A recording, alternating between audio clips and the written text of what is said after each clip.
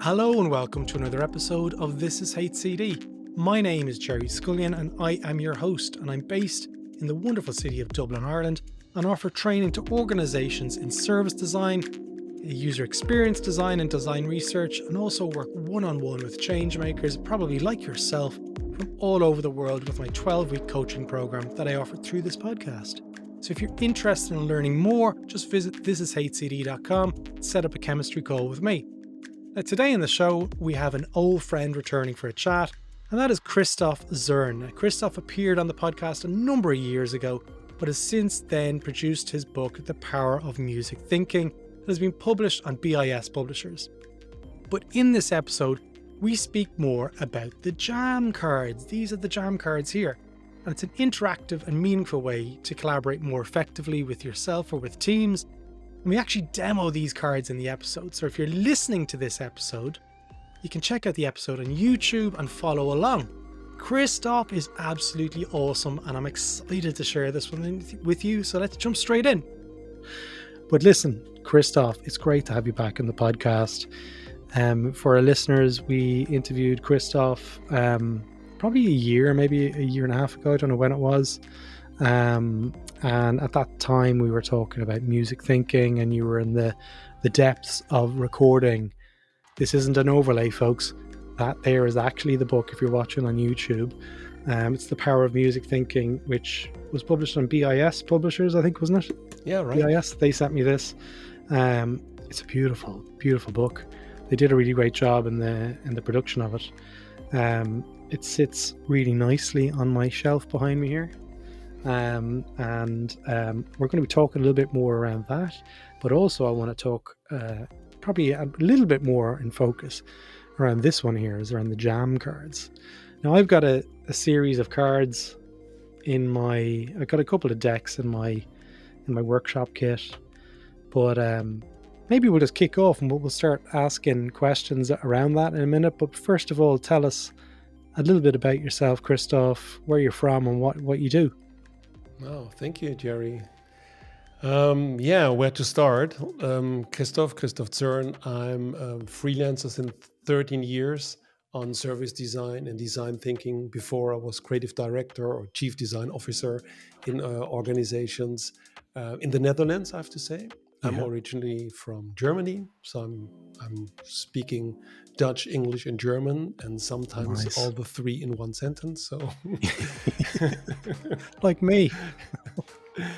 And my focus is on one way on creativity, or I have to say on co-creativity. So how can people work together?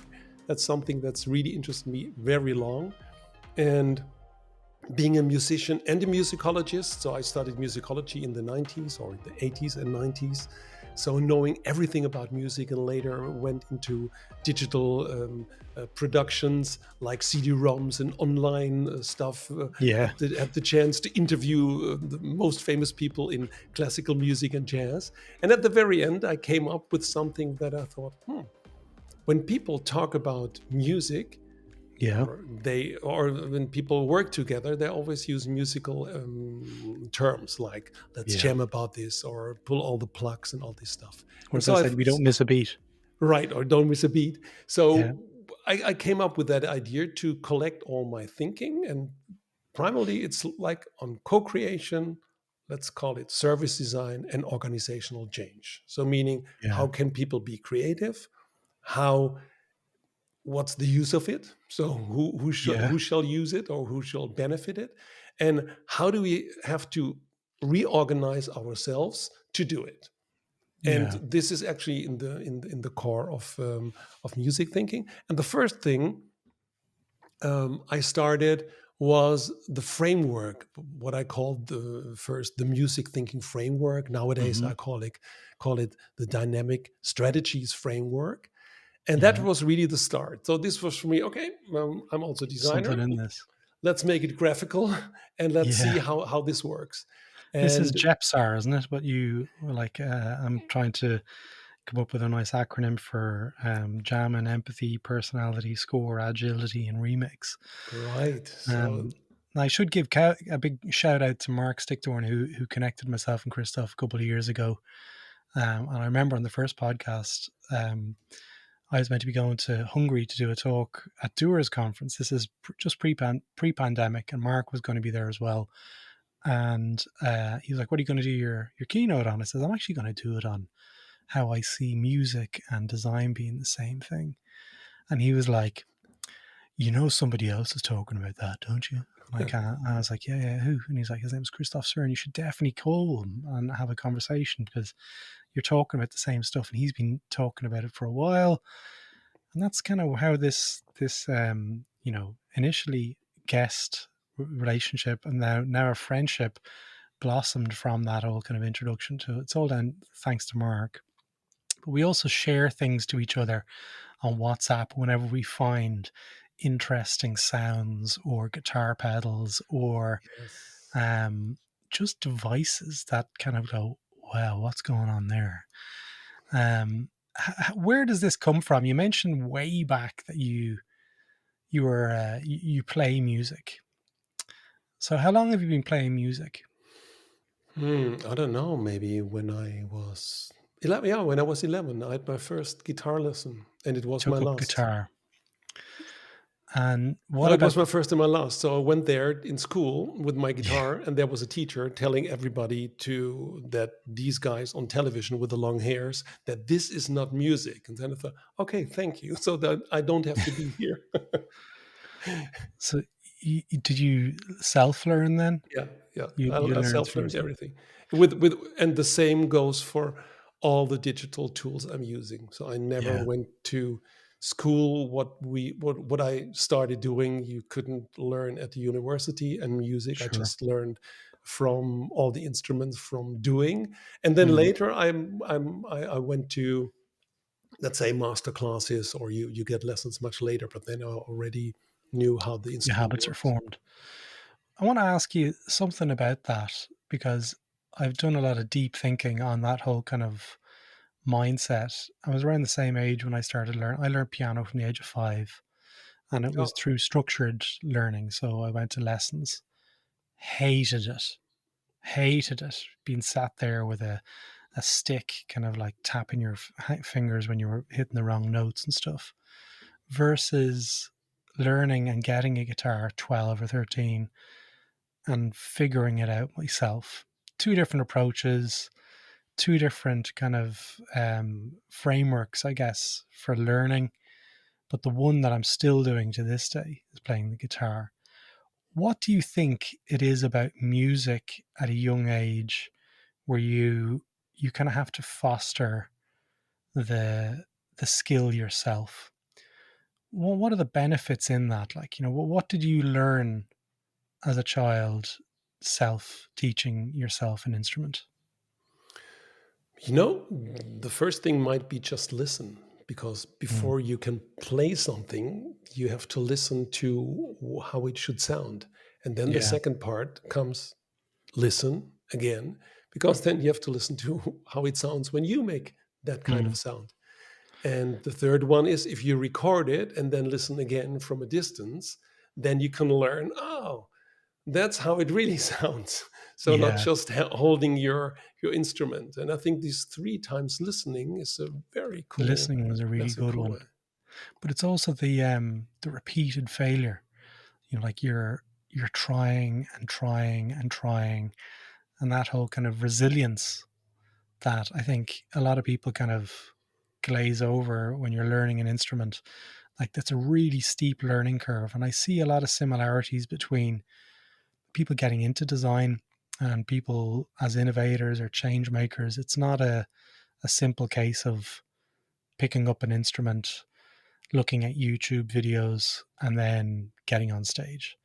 It's a long road. And I think a lot of the sort of the resilience that's fostered from learning instruments, you can carry that forward into lots of other stuff. So you mentioned there about learning Dutch, you speak German, you speak English. How did they all come about? I wonder, was it the same sort of resilience that was fostered around that time as well? Oh, I really, my grandmother, she went in the 1920s.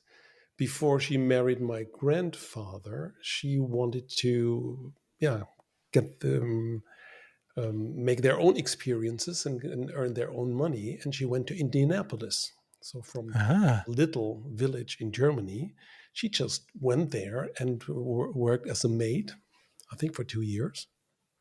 And she was the one when we went to bed, she sung us songs. And Mm. I often tell the same story. It's like she as kids, which you just hear what you know. And by the way, Yeah. if you're older, you also hear what you know. So she was singing us a song, and it was some kind of gospel, like "I'm coming," and we thought, oh, it's "Ein Kamin," meaning it's a chimney. Chimney. So we had something different in our brain, In your and heads. and from time to time, my grandmother, she was also the, let's say, the spiritual, yeah, Spirit guide. yeah, in the family. And so there was talks, and so you could learn a lot from her. So that Yeah, was, let's say, an I'd say. easy, and it didn't feel like learning, it just felt like doing something. So there many different things came together. And I'm Mm. from a very small village, like in that time it was 2,000 inhabitants, and Yeah. now it might be 8. So it's it's a Wow. still small village. Metropolis. And there was also a lot of sounds outside, like the Mm. birds and the nature. And my parents had a joinery, and I loved the sounds of woodworking, and all Mm. these long drones of these machines. And that was really something that, yeah, I would say that's my was my first soundscape Yeah. in listening everything that's around us. And as an analogy, that's, yeah, literally I'm using now again, that It's before I go interesting. to a client, I just say, okay, just try to first listen and see what's already there before we create something new. Yeah, I mean, the whole kind of playfulness is what I'm hearing is coming through on that. And like, I know you at this stage, and I know that you're not the sort of person who's, you know, going to trivialize the importance of play, because it's part of the, I guess, the mindset of most musicians I know. Whenever we play together, it's not a case of like we start at 1 o'clock and we all have to be sitting down on our chairs. It's much more about a social connection, about figuring out together. And that's sort of how I see design, in a sense that like you build your best team that you possibly have, and you're in it together, and something is going to happen, either a gig or recording or something is on the horizon, and you need to work together to get to that point. It's not one person is going to, make the recording, or one person is going to make the gig even better than it was. It is about the sum of all your parts. But what about the playfulness side of things when you were developing jam cards? There must have been times where you felt like you were going around in circles because you were on your own doing this. So you weren't really part of a band in that sense. How did you handle that? Yes, I must say I had a duo partner, which is my Oh, which is looking my around here. daughter, Oh, okay, very and good. she's also service designer now. So that's, I don't know Yeah. how this came into life. Now, I am struggling, folks, to see your daughter's name mentioned anywhere on the book or the jam cards. So we could have a potential legal case about to unfold for Christoph. What's your daughter's name? Xenia with an X. Ah, very cool. So what did that mean? Like you had Xenia to help you create. Was this something you did at home, or was this something that you fostered on projects? Xenia helped me with the production of it, Okay, nice. and with realizing it and really making it, and asking questions where I thought, yeah, but that's not the problem.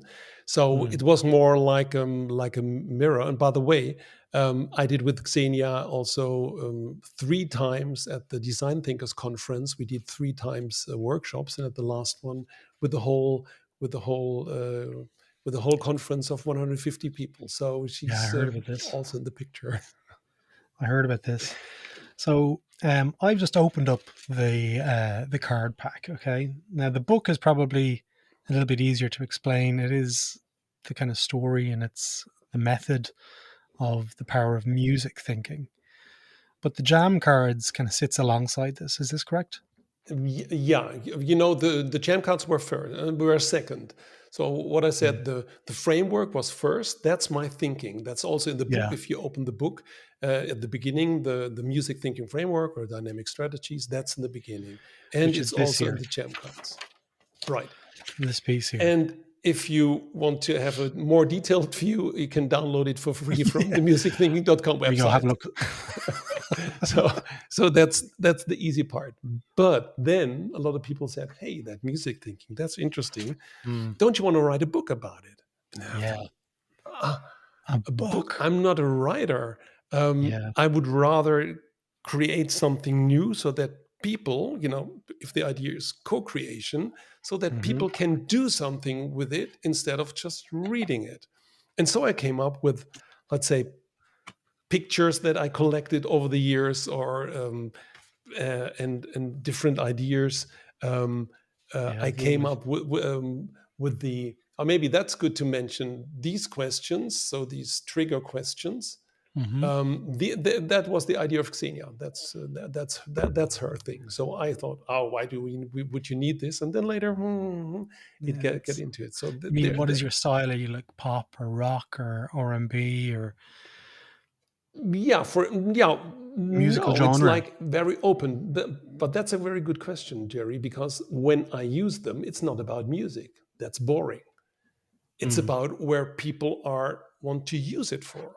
So I didn't make it for so that you talk about music, but I give you a language that you can yeah, use and do the analogy with your organization. So I've sure.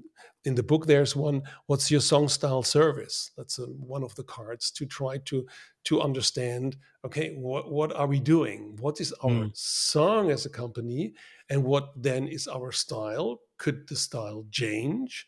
And what, by the way, what's our service? Is this a record, a concert, a phone, whatever? So that's later in the book. But with the okay. cards, I just wanted to make small units that you could mix together, and as an extra, the Spotify codes, Yeah, I and did see this. Like, so you can scan them right from the screen as well. So if someone's someone watching wants, this on YouTube, they can do that.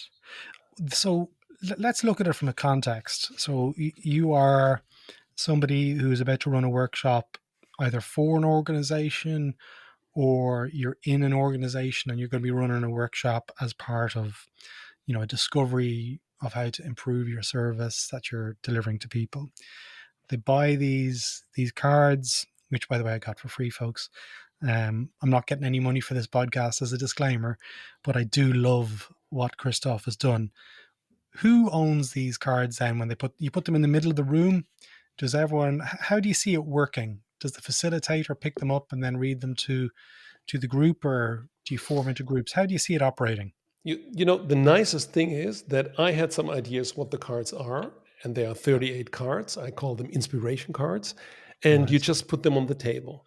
And I learned that everyone who's using the card using them in different ways, and I can tell you Okay. 3 stories in a few seconds about it. How I'm using them often in either at the beginning of a strategy workshop, Okay. like where people come in, they already have their idea and just want to drop their idea and let's do the workshop with it.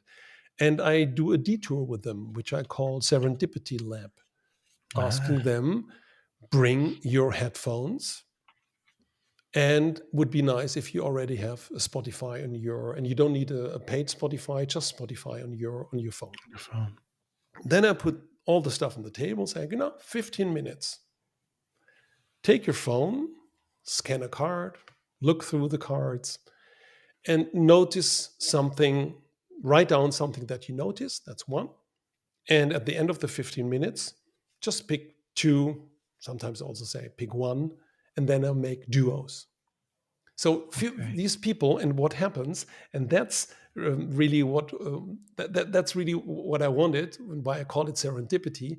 It's like in the shower. What happens? People take this card, they scan that code, Mm-hmm. they hear it, but then they go to another card and read the backside of another card. So it mixes completely. So for me, it's not the thing that you just understand one card, and I can tell you there's a logic in it, but that's not interesting.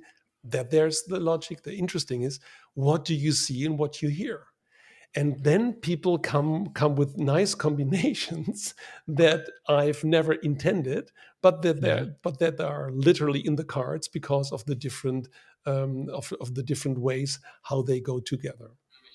So I've got the activity card here. So I've got activity and I've just scanned the code and I get this. I'm probably going to get screwed by iTunes for this.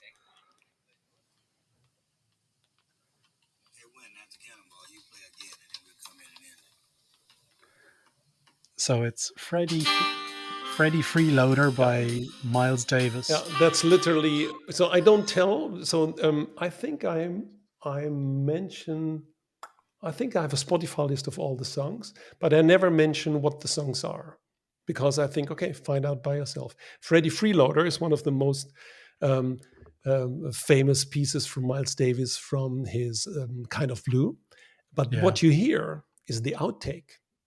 Oh, You okay. Yeah. don't Because hear it the looked last. like it So was a it's studio like from sequence it one. That's starts correct. with talking in the studio, like, "Hey Miles, your microphone. What's this?" Yeah, well, I'm playing, and so it's not about the song. It's about something that could inspire you to think, "Oh, Okay. hey, I So am on the back watching of that, this it one." says, "What action could you do without any planning? Do not fear mistakes. There are none." By Miles Davis. So, what would somebody do with that? Hmm. I can tell you every, let's say, question or every card resonates differently with different people. So one joke, for Different people. example, this one is entrainment. And I can tell you, if you're not Okay. English, everybody is talking about entertainment. Hmm. But I don't correct them. If they see entertainment in this card, who am I? But the idea behind is, and you might have noticed that picture, Yeah. it's the most famous picture that's in the Rijksmuseum. But I noticed that there is a drummer on the right downside. So it's the Oh, Rembrandt, the Night Watch. I So was going to what say I it's also Rembrandt. do is like, hey, there already is music, a drummer. So you talk about a big picture, but hang on, is there music in it? And if you develop, let's say, a filter for it, and that's Hmm. how I collected a lot of pictures. So I thought, that entrainment, meaning the moment when one rhythm and the other rhythm get into one rhythm, and that's Okay. something Yeah. that you can use in your team. Like everybody is doing their best, but they're doing it out of sync. So the Hmm. only thing would be how can you sync them to make it stronger?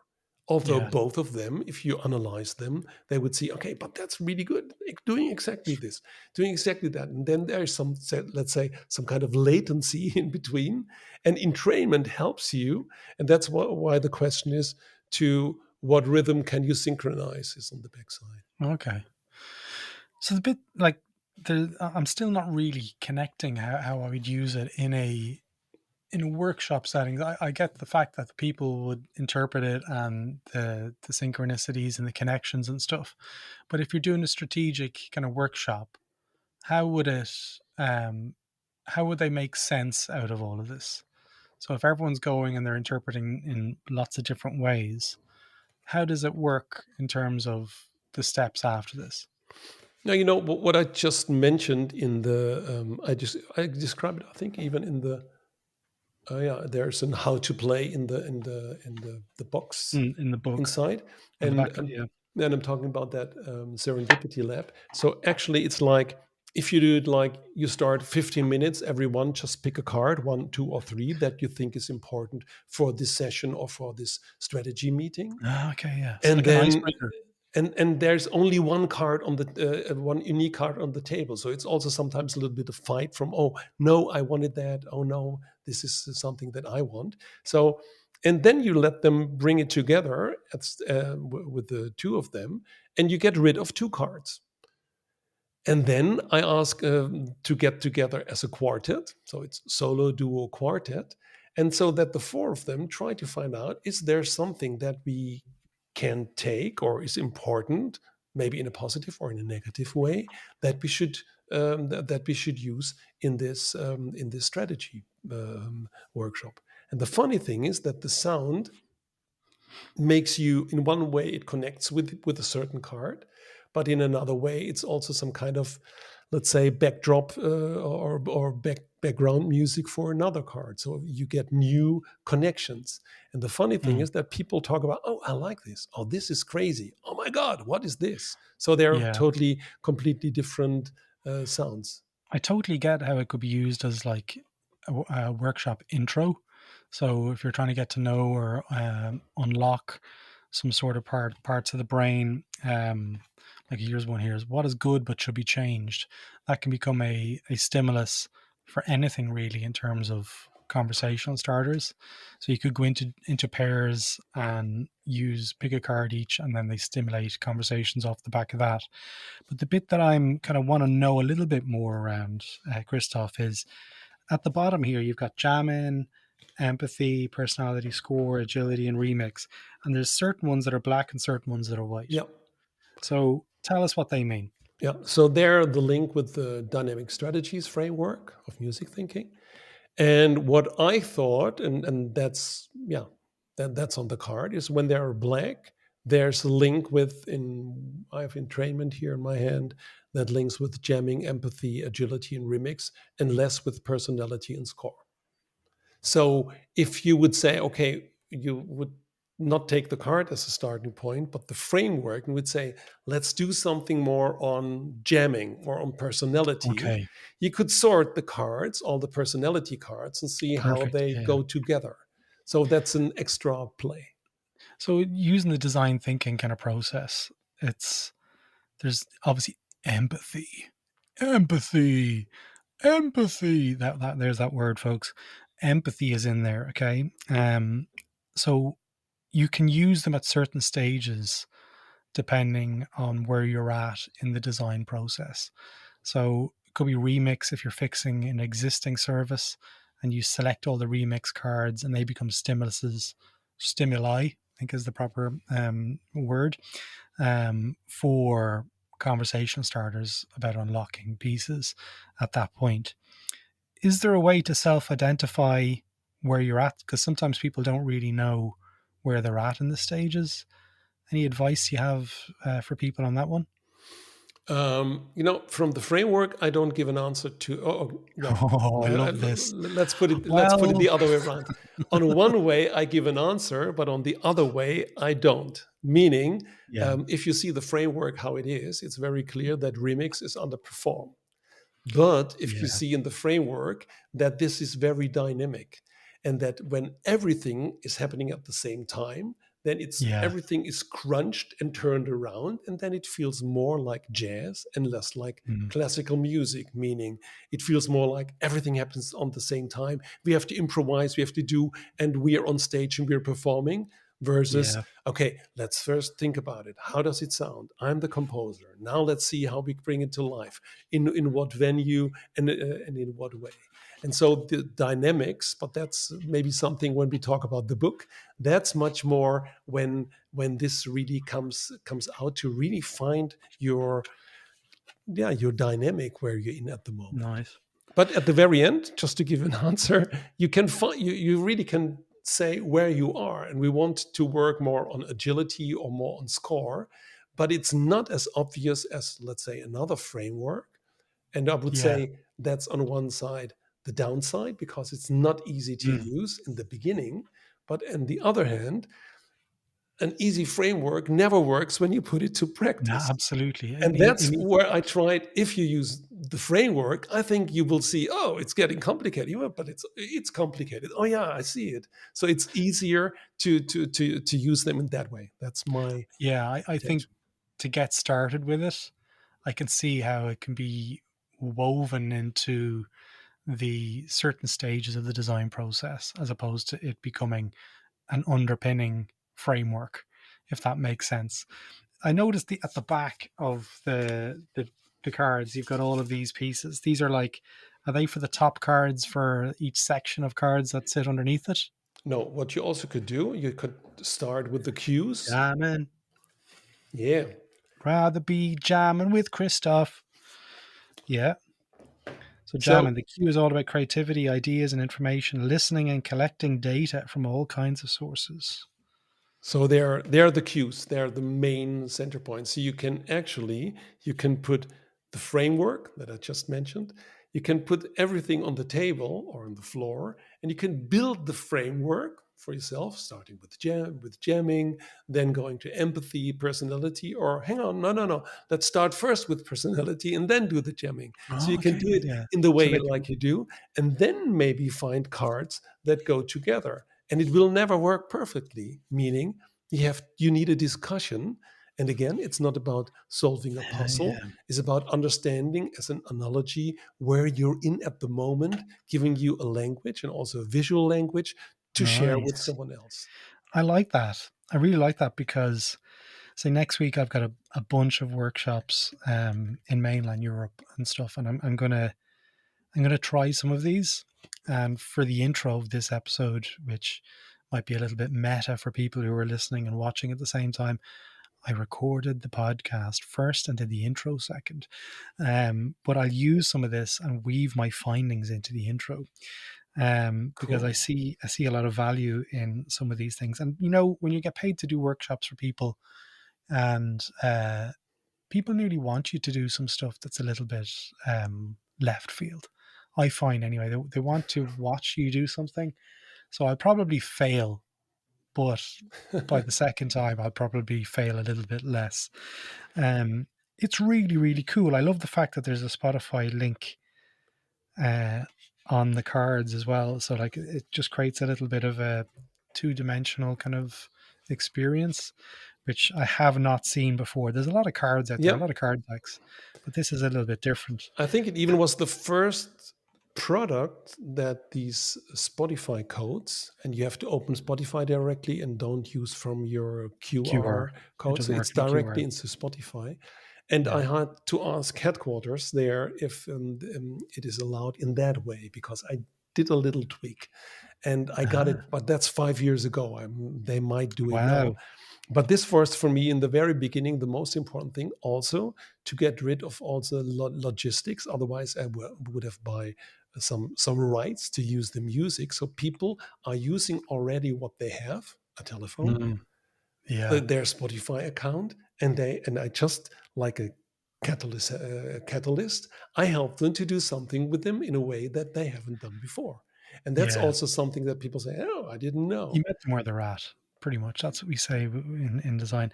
I have to say, I love these. I've played them before many, many times. I cannot remember the name of the instrument. If you're listening to this episode in your headphones, folks, there is a link for you to go and watch this episode on YouTube because it's a very visual episode. But what is that called? I don't know. I think it's like a, isn't it? Yeah, My like friend a had one many years ago in the studio, and it's something from it's like a drum 70. machine, you know. It's like, but a very very simple one. And I used it in concerts. So all of the pictures are Super from cool. me. There's a few where I had to clear the rights, but this is one that I used together with didgeridoo, and this thing is a, let's say, a machine that kids would use. So every picture also has a story, and some of them I also share on the musicthinking.com website. So some of them, like this one, this is from a concert where Oh, very where good. Yeah, I saw that one there. Yeah, that's really where, nice. where I'm swimming with a soprano saxophone during a concert. Is that you? Yeah, that's me. You with hair. But that's why I don't write everything about it because I don't want to make it about me. Or this one, I was in Riga on the street, and minutes ago I heard the sound of that tuba, and when I saw that guy, I really thought about what action could you do without any planning. So when you know an instrument, or so what can you do to just do something, or yeah, everyone has a totally story. So, Yeah. but I think maybe that the photo last one, maybe just as a trick also for you, or as a treat for the audience. listeners, the tools card. That's the Oh, special card because it's also in a different type. So you can compare it with the trust card, for example. You see, for all peoples that like types, the trust card is the Helvetica, and the tools card is the only card that has a different font. Why? Why? Because what I was looking for in music thinking, and that's also a red line through the podcast and the book, is that I'm looking for people that are doing something special and are musicians in some way. Hmm. And there's a musician, and the answer is on the backside. It's Hans Reichel. He's also a luthier, and he was also how do you call it? A font maker. Ah, And he developed an instrument a called typographer. Yeah. the daxophone. Right. And if you scan it now, or oh, hang on, I put it there for everyone. So if Yeah. someone would scan it now from the video, you would hear how a daxophone sounds. Ah, very nice. And the letter, and you can buy it online, is called the DAX, DAX. So everything comes Ah, together on this card, but the picture, the picture is I made when we did a concert in 1990 in right. Russia, in Krasnodar, and this was a flea market. And I walked on the flea market, and I saw this yeah, how do you call it, booth or this stand, or it was Yeah. anything. And I saw all these tools. Yeah. And then I thought, hang on. Hey, hang on, what's this? On the top left corner, there's a pile of records. Yeah. And that was See that. really, I think it was, no, it was not the 1990s, it was 2010. Sorry, I was Okay. the Yeah. second time. And then I thought about it. Hang on, music can also be used as a tool, but without the music itself. So I'm not playing music so to make you better, Mhm. but I take something that's in the music to use as an analogy and to work for business. So that picture actually was Became a more or less stimulus. the beginning of, and that's why it's in the card, and it's the tools, and the tools are connected with Hans Reichel. And if you scan the code, then you hear a real daxophone. That's Nice. amazing instrument. So it's not digital in any way. It's like a piece of wood Mm. played with a bow, and there's Right. something that you can move over it. That's the dex, and that changed the sound. So it's really, Nice. yeah, awesome. So maybe that's the nicest, or That's like that's the my, Easter egg. It's like an Easter egg within the deck. yeah, everything has a story. Yeah. And That's maybe what's really maybe nice about last it. one that I can share with you. I had a few weeks ago, I had a call with a woman, and she's and I hope I can do a podcast with her, because she wanted to talk with me and also about the jam cards. I said, Yeah. okay, interesting. How do you use it in workshops? By the way, what are you doing? So yeah, I'm teaching English. Okay, you're teaching English. Yes, but conversation. So not learning English how to write, Ah, but how people talk with each other. And she said, you know what's my material? The only material that I use are the jam cards. I said, wait, ah, hang on, wow. And then she told me how she's doing this, and I hope I can do a podcast with her. So I was yeah. so pleased, because that was really my initial idea, that people use it in a way that I never could have thought about it. And that was the Yeah. best example. Like, okay, teaching English conversation with the jam cards. Thank you. I see that straight away. Like, there's when you're bringing people together, when I'm designing workshops for business and stuff, I want to understand, do the people know each other in the room? If they do know each other in the room, that's not to say you don't do certain exercises. Sometimes you want to build on it. Like the Playmobil Pro stuff that I use in workshops, you'd be surprised how often they unlock conversational starters with people when they design themselves, or they use it in different ways. So again, it's a tool. It's going to continue to surprise you, I imagine, over the next couple of years. A Um, friend of mine came with the idea, but it was really cool. We worked in at the Dutch Railways, and we had different groups, and we had onboarding and offboarding events. And this was Right. really like people, okay, for the onboarding, it was like um, explaining every person, just take a card and Yeah. explain what it means for you. And in the offboarding, everybody, instead of the boss holding a long speech, it was like everybody took a card and say, thank you, Jerry. I loved that we always talked about tools, or so this was like a trigger. And I Nice. do it sometimes in the workshop at the beginning, just take a card, and then I ask them, who are you and what do you do for a living? And by the way, make a connection with that card. But I don't just Nice. tell them later. And then they come up with something very surprising. So it's like, and even people that don't like this, they think, I don't know why I took this card, but but when I see this, oh, this reminds me to that. And that's something like, so people Yeah. right from the beginning, it's just a tool. Well, it might just be a tool, but I think some people are starting to adopt it from what I can hear from you there. Um, are these cards available to buy easily enough on the internet, or is it they are? You're nodding your head. Do you want to give a Yes, shout out where you can get them? that's the nice thing why I work together with biz publishers. Yeah. They're selling them worldwide, or they have a Ah. distribution worldwide. So it's an ISBN number. If you just, I think if you're in Europe, you get it the next day, and Ah.